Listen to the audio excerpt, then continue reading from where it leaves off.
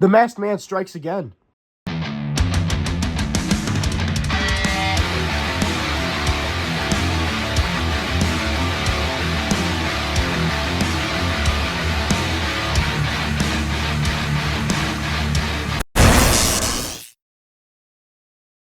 What's up, Jared W. here today with the weekly set review of Monday Night Raw. They kicked off the show with the Women's Intercontinental Champion, the man Becky Lynch, coming out. And before she really could even say anything, AJ Lee's music hits. We have not seen AJ Lee since she cost Becky Lynch the Women's Intercontinental Championship in Madison Square Garden when Maxine Dupree defeated Becky Lynch. And since then, Becky Lynch has obviously won the title back. AJ Lee gets in the ring and Becky Lynch crashes out talking about how AJ Lee's ruined her life and everything. And AJ Lee's like, what have I done besides, beat you, cost you the Women's Intercontinental title, beat you in War Games. And then she's like, oh, now I say it out loud, I kind of have. And they get real back and forth, AJ Lee and Becky Lynch. I'm not a big fan of AJ Lee. I was able to experience the return of her in Chicago on SmackDown. I was there live. It was cool, but I'm not a big AJ Lee fan, so it's just meh.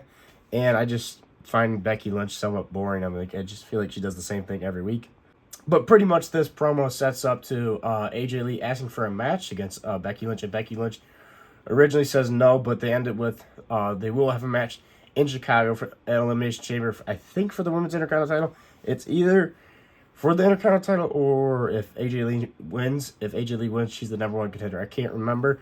They didn't make it official. Adam Pearce did not make it official, but looks like that's what we're going to be having at Elimination Chamber is Becky Lynch versus AJ Lee. Then the Usos, Jimmy and Jey Uso, defended their world tag titles against the Alpha Academy of Otis and Akira Tozawa. The fact that this match happened, honestly, in my opinion, is a joke. I feel like Otis and Akira Tozawa, no offense, I've always loved Otis. I've always found him funny. I just don't think they should be fighting for the world tag titles while you have tag teams like the War Raiders, tag teams like American Made, or on SmackDown they're not even using Motor City Machine Guns and Street Profits. You could have them on Raw killing it with the Usos, but they have Otis and Akira Tozawa fighting for the World Tag Titles. But this was an easy win for the Usos, picking up the victory, hitting the 1D on Otis to pick up the victory. They also hit a double spear on Otis. It took them a lot to take down Otis. But they pick up the victory, and then afterwards, Jimmy Uso cut a promo on talking about how Jey Uso is going to get back to being the main event, back to being main event Jey Uso. That ain't happening. At least it should not happen. I do not want to see Jey Uso as a singles wrestler. He's back as a tag team, whereas he should be and always should be. He needs to stay as a tag team with his brother, Jimmy Uso. They're so much better as a tag team than as singles wrestlers. But overall, it wasn't a great tag match, but it wasn't terrible. Then we had the first Women's Elimination Chamber qualifying match for Monday Night Raw. We had Ivy Nile, Lyra Valkyria, and Rhea Ripley in a triple threat. Ivy Nile dominated, actually, most of this match, which was very surprising. But as you know, everybody saw this coming. Rhea Ripley won. No way. Rhea Ripley, the freaking female version of Roman Reigns. Even though she's a women's tag champ, why is she winning this match and going to the Elimination Chamber? I know she's probably most likely not going to win. But I just thought, Rhea Ripley doesn't need to be in this match. Give it to Lyra Valkyria or Ivy Nile. Honestly, I don't want to see Ivy Nile in it, but I guess give it to Lyra Valkyria. She actually's been working hard and everything. I'm tired of seeing Rhea Ripley in everything.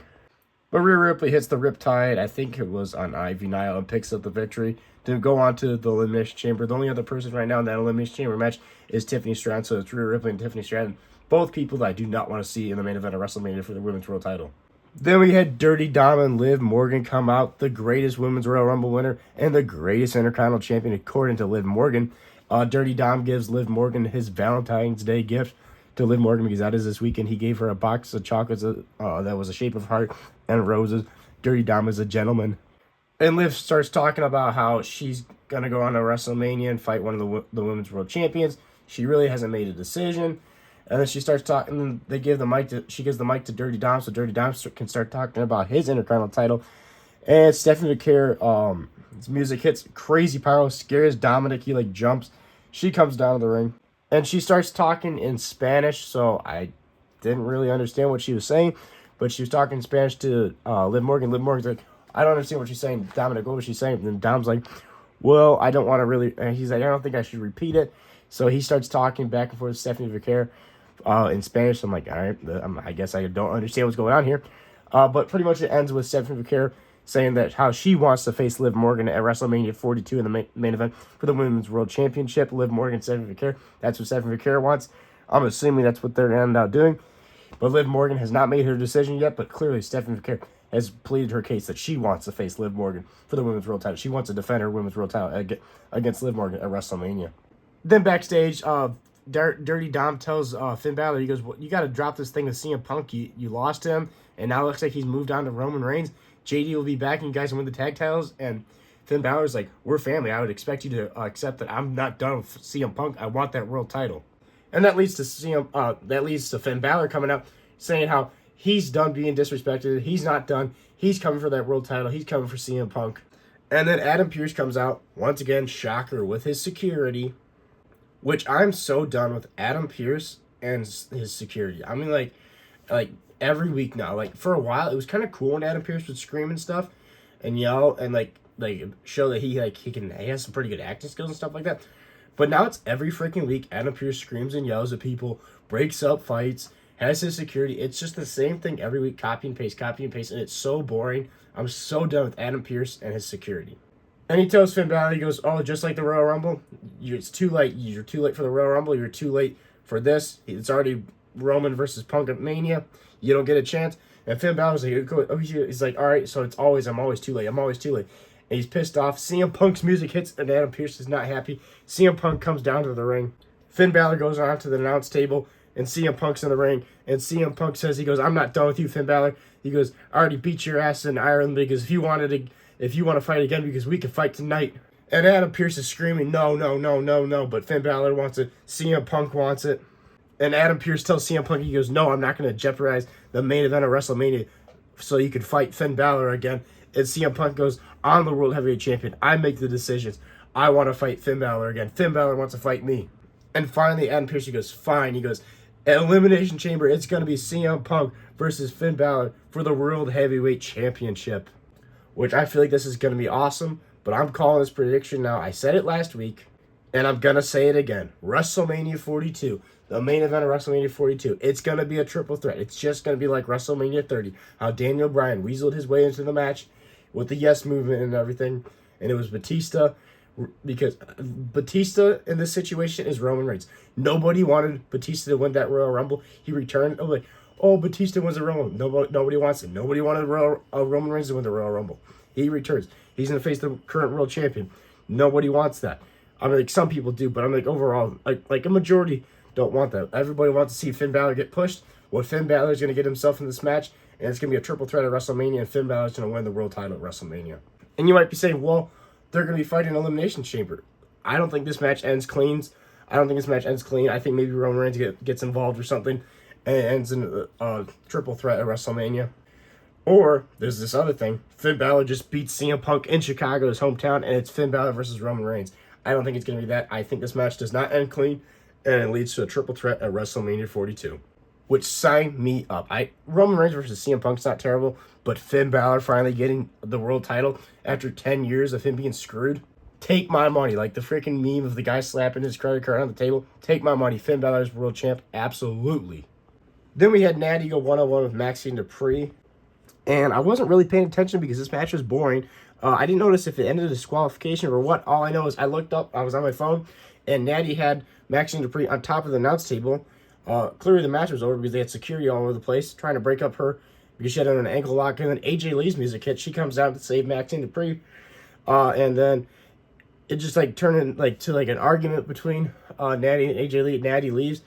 AJ Lee and security tries helping Maxxine Dupri walk backstage, and then Becky Lynch attacks AJ Lee and lays out AJ Lee, and Becky Lynch stands tall. I don't know where this is going. I'm assuming this is just helping set up AJ Lee versus Becky Lynch. I don't understand why AJ Lee is helping Maxxine Dupri, but whatever. I find Natalia's new character boring, and I find Maxxine Dupri boring. Then we had the original El Gran Americano was Javon Evans' mystery tag team opponent, because it was the new El Gran Americano's goons of, we all know, Tyler Bate and Pete Dunne, but they're all masked up. They're all Gran Americanos, henchmen. They were going to take on Javon Evans. He didn't have a tag team partner, and the original El Gran Americano answers that. He comes out, and they pick up the victory over them because Javon Evans might have hit one of the craziest cutters I've seen. So one of El Gran Americano's guys jumps from this top rope. Javon Evans jumps from this top rope, and he catches him mid-air, hits him with a cutter mid-air, and ends the match with a 1-2-3 pin count. Absolutely insane cutter. There was really no way for me to recreate this figure for him because it's literally impossible to make him float. But, so, these two picked up the victory. Original El Gran Americano is, ever since he's returned in the Royal Rumble, has been absolutely torturing the new El Gran Americano's life. I gotta say, though, they gotta get Javon Evans out of this, timeline loop of the El Gran Americanos. I feel like it's not, it's showing that he can do good stuff in the ring, but overall, they eventually gotta get him out of this because he just feels stuck now. Then in the main event, it was LA Knight versus Austin Theory versus Penta in a three-way match for an Elimination Chamber qualifying match spot. So whoever wins goes on and joins Randy Orton in the Elimination Chamber match in Chicago. And it looked like LA Knight was about to win this match, and then the Vision came down in the ring. Logan Paul distracts the ref. Bronson Reed gets in there, takes out LA Knight, and hits a big tsunami on him. Austin Theory was about to win this match, hits the curve stomp on LA Knight. 1, 2, and then right before 3, Penta pulls him out of the ring. Penta hits a super kick on Austin Theory, but Austin Theory ends up taking out Penta. And then out of nowhere, the Masked Man returns. We have not seen him since the Royal Rumble when he took out Braun Breaker in his Royal Rumble spot. He hits the curve stomp on Austin Theory, throws him in the ring. LA Knight takes the opportunity and hits a BFT on Austin Theory. 1, 2, 3. LA Knight picks up the victory. Logan Paul is the first person to get there to chase out the Masked Man. And then Bronson Reed following from behind. They chase out the Masked Man into the crowd. Obviously, LA Knight picks up the victory. Paul Heyman's pissed off. And LA Knight celebrates. He's joining Randy Orton in the Elimination Chamber match. So far, we got two awesome superstars in this match. We got Randy Orton and LA Knight. This Elimination Chamber match looks absolutely awesome. Also, bad news for the Vision. They announced Braun Breaker is out injured indefinitely. He had surgery on a hernia.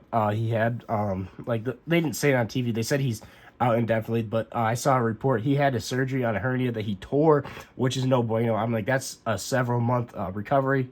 So the Vision can just not catch a break from Seth Rollins getting injured, tearing his labrum, and then now Braun Breaker getting injured. Like this, I feel like this group's cursed. So hopefully Braun Breaker gets a speedy recovery because I love watching Braun Breaker wrestle. But great for LA Knight. I would love to see him win the Elimination Chamber and go on to WrestleMania and fight for the world title, but we all know Triple H won't do that. But overall, this Monday Night Raw wasn't terrible, but it wasn't great. Like, there was a lot of low points that I was bored. I'm like, in my opinion, the thing I'm most invested in is CM Punk, Roman Reigns, and the Finn Balor storyline. I'm loving this. I'm so sick and tired of Triple H and the Masked Men. Like, I get that, they're trying to, build stories. But, the Bloodline always had the hooded figure. Now the Vision have the Masked Man from Austin Theory. Now probably this is going to be a returning Seth Rollins or maybe a debut of somebody new. I'm not sure where this is going to go. But seeing LA Knight win was great. But overall, the show, it was okay. I'm going to give it a 2.5 out of 5. It was a good 50-50 show. Wasn't great. Wasn't terrible. But it wasn't terrible, but it wasn't fantastic. Last week was a really solid show. This week was definitely weaker. So this is JRW Live. Thank you guys for watching. Go check out my Instagram, which is all lowercase JRW Live. And also go check out my TikTok, which is lowercase JRW_live. Highly appreciate that. Thank you guys for watching. Make sure to like and subscribe if you're not already, because you don't want to miss awesome rest of your content, because we post every single day on this YouTube channel. This is JRW Live. Thank you guys for watching, and I'll see you guys in the next one.